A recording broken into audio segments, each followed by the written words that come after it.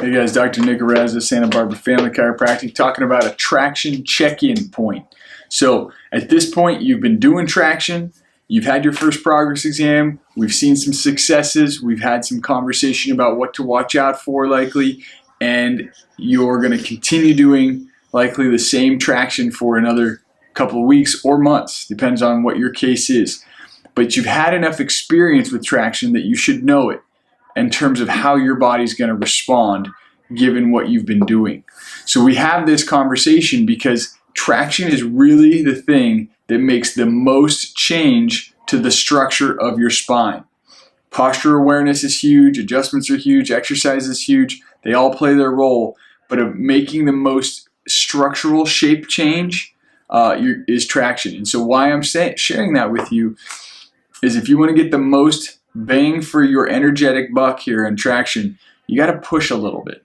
Okay, so you've had experiences with traction, so you should know this is very much like working out.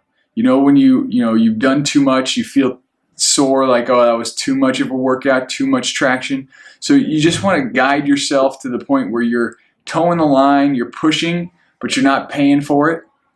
Okay, so that means that you need to communicate with your rehab tech. Communicate with me, communicate with your doctor, just ultimately explain, hey, I think I could do a couple more minutes and be okay. Great, let's try that. Oh, I was pretty beat up after that last one. Let us know that so we can try to work you at the, ultimately push the tissues to their capacity, but not too far and not enough. Because you could easily be here and be chilling and not feeling anything, and then you're not making much change. Okay, so change is uncomfortable. You want to be in that zone where it's intense, therapeutically intense, not invasively intense. You're able to relax, so you're not guarded, right? It's usually in that zone between 5 and 7 on discomfort scale.